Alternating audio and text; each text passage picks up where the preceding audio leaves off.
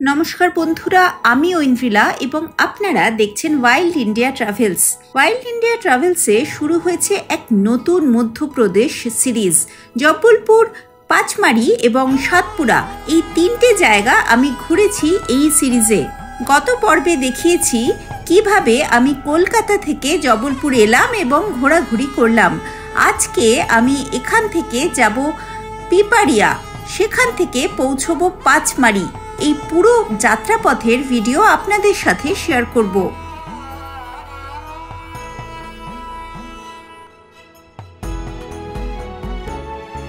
জব্বলপুর থেকে পিপারিয়া পর্যন্ত যাবার জন্য কিন্তু প্রচুর ট্রেন রয়েছে। দিনের বিভিন্ন সময়ে এগুলি চলে। আমি গিয়েছিলাম 12062 জনশতাব্দীতে।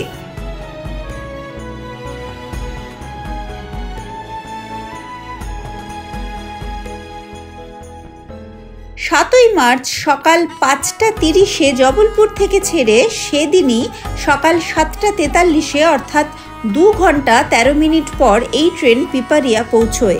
2S ভাড়া পড়েছিল 132 টাকা। যখন ট্রেনে উঠেছি তখন চারদিক রীতিমতন অন্ধকার। ট্রেন যখন ছাড়লো তখনও অন্ধকার। তারপর একটু বাদে সূর্যোদয় দেখলাম। সবুজ গমের ক্ষেত আর মাঝে মধ্যেই চলে যাচ্ছে দারুণ সুন্দর সুন্দর গ্রাম, আর শিমুল পলাশ গাছের শোভা তো রয়েছে।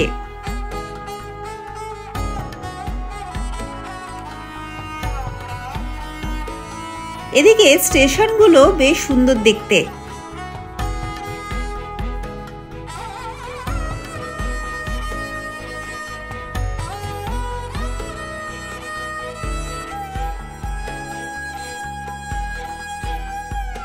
পিপারিয়া থেকে পাঁচমারির দূরত্ব 54.4 কিলোমিটার। 1.5 ঘন্টার আশেপাশে সময় লাগবে এই দূরত্ব কভার করতে। আগে থেকে ঠিক করে রাখা গাড়িতে চললাম পাঁচমারির উদ্দেশ্যে।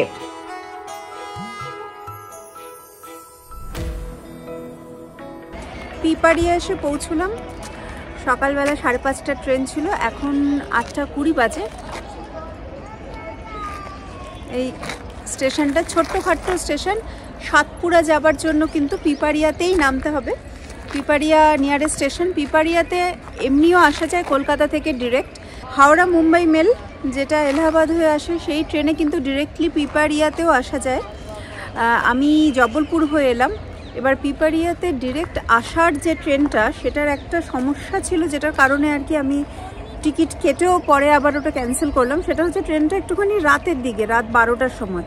সেক্ষেত্রে পিপারিয়া এসে থাকতে হবে। পিপারিয়াতে আছে কিছু হোটেল, কিন্তু আমার মনে হয়েছিল যে আমি পিপারিয়াতে থাকবো না, আমি জব্বলপুরেই থাকবো, যেটা ওটা মেন সিটি, প্লাস জব্বলপুরটা একটু ঘুরে নেবো। সেই জন্য প্ল্যানটা পরে আবার চেঞ্জ করলাম। চেঞ্জ করে আবার আমি এই প্ল্যানে এসেছি। এবার পিপারিয়াতে ডিরেক্ট আসলে যদি আপনার জব্বলপুর ঘোরা থাকে বা আপনি জব্বলপুরটা অ্যাভয়েড করতে চান তাহলে কিন্তু পিপারিয়া হয়েও যেতে পারেন। পাঁচমারি আসুন বা সাতপুরা আসুন, পিপারিয়াই নিয়ারেস্ট স্টেশন।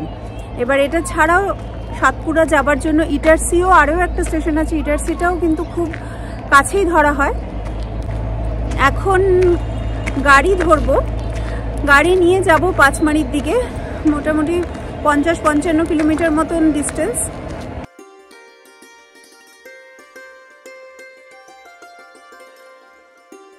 পিপারিয়া স্টেশন থেকে এই যে পেছনে দাঁড়িয়ে আছে এই গাড়িটা করে যাব।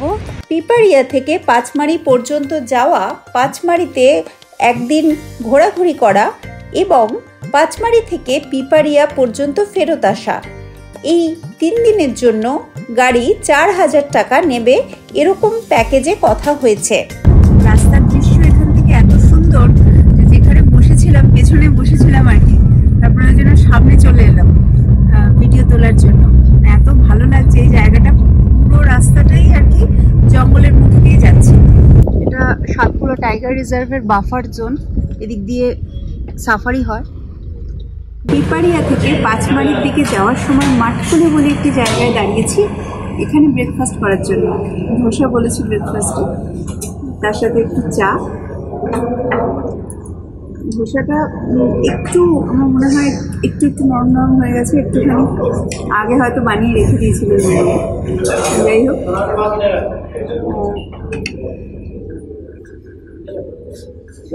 এমনি টেস্ট ভালো, আর রেস্টুরেন্টটাও বেশ বড় সড়ো, বাইরেটাও বেশ সুন্দর দেখাচ্ছে।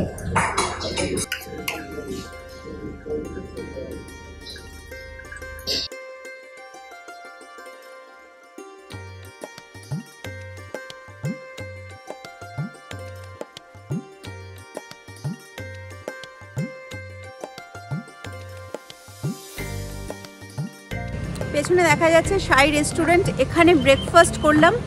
এবার আবার যাব পাঁচমারির উদ্দেশ্যে।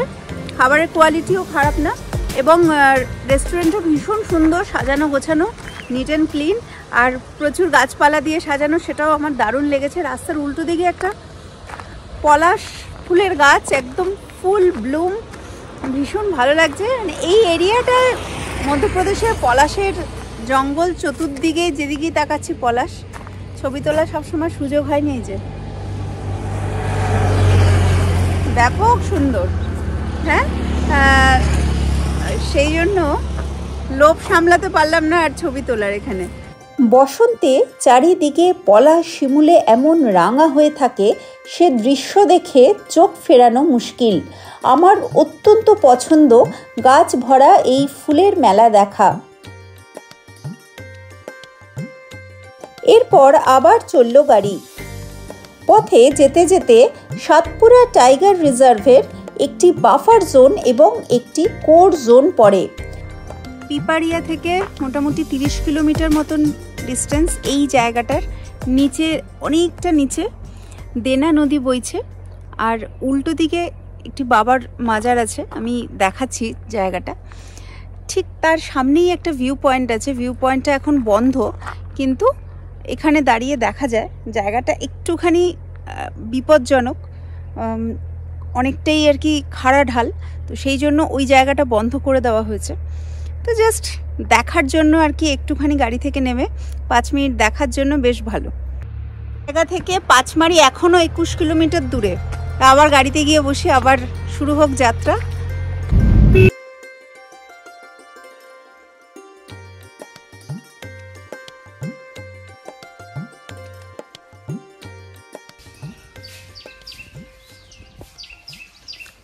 অম্বা মাই টেম্পল,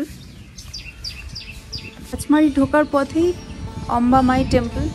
এটা ঘুরে তারপরে ঢুকবে। নবদুর্গা,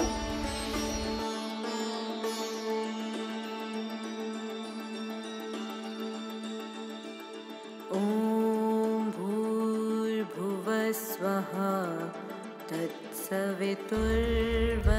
মন্দিরের পাশেই পেছনের দিকটাতেই এটা হচ্ছে কামধাজ ফোর্ট, প্রাচীন একটি দুর্গ বলা চলে না, দুর্গের ধ্বংসাবশেষ এখান দিয়ে দেখা যাচ্ছে একটুখানি।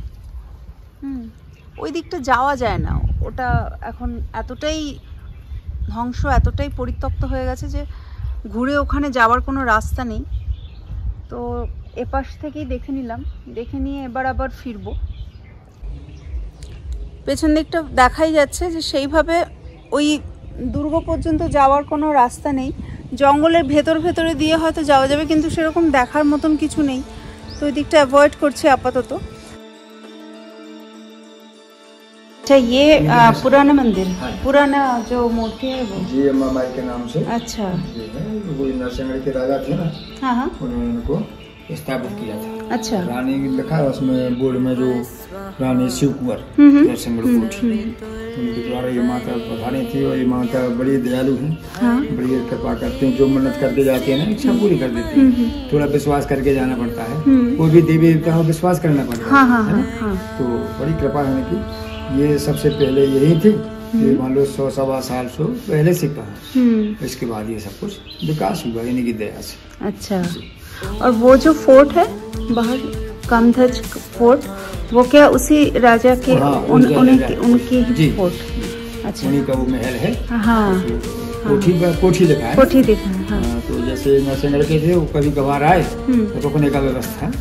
हाँ हाँ, कितना पुराना होगा वो? मान लीजिए 100 साल से पहले। 100 साल से पहले जबकि राजाओं के राज चलते थे। हाँ हाँ। तो कुछ दिन पहले बनवाए होंगे।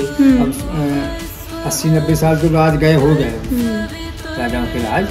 80-90 साल से तो है नहीं। और इसके बाद पहले क्यों है 100-150 साल मान लीजिए। हाँ। अब क्या राजा के जो उनके वंशज है। वंशज, अच्छा वंशज है। वो क्या पचमढ़ी में रहते हैं? नहीं, कोई भोपाल, कोई ये मंदिर क्या पूरा मंदिर उनके ही कमेटी है, पचमढ़ी का। जी, अच्छा अच्छा, पचमढ़ी की कमेटी बनी, सदस्य लोग हैं। हाँ हाँ, देखभाल करते हैं। हाँ हाँ, अच्छा। পাঁচমারির দিকে যাই, পাঁচমারিতে গিয়ে আগে হোটেলে চেক ইন করি, ফ্রেশ হতে হবে, তারপরে আবার পাঁচমারির যে ট্রিপগুলো সেগুলো শুরু করব, দেখাবো সেগুলো। পাঁচমারিতে বাজারের কাছেই পাণ্ডব রেসিডেন্সিতে ঘর বুক করে দিয়েছিলেন নর্থ ইস্ট ট্রাভেলস। আমার বাজেট অনুযায়ী আমি এই হোটেলটি পেয়েছিলাম। দুদিনের জন্য ৩,৮০০ টাকা পড়েছে। পাঁচমারিতে কিন্তু আরও অনেক ভালো ভালো প্রপার্টি রয়েছে, সেগুলি বেশ সুন্দর রিসোর্ট টাইপের। তবে আমার এই হোটেলের ঘর, বাথরুম ইত্যাদি বেশ পরিষ্কার পরিচ্ছন্ন সুন্দরই ছিল। রুমে ঢুকে ফ্রেশ হয়ে তারপরে মধ্যাহ্ন ভোজনের জন্য চললাম।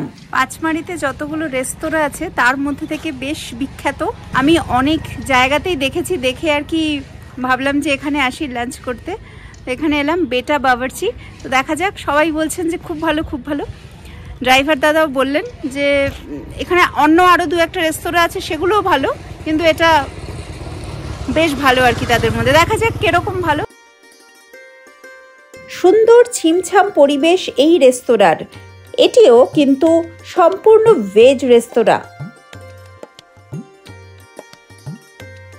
বেবিকর্ন, লাচ্চা পরোটা এবং পনির এই দিয়ে সারলাম মধ্যাহ্ন ভোজন।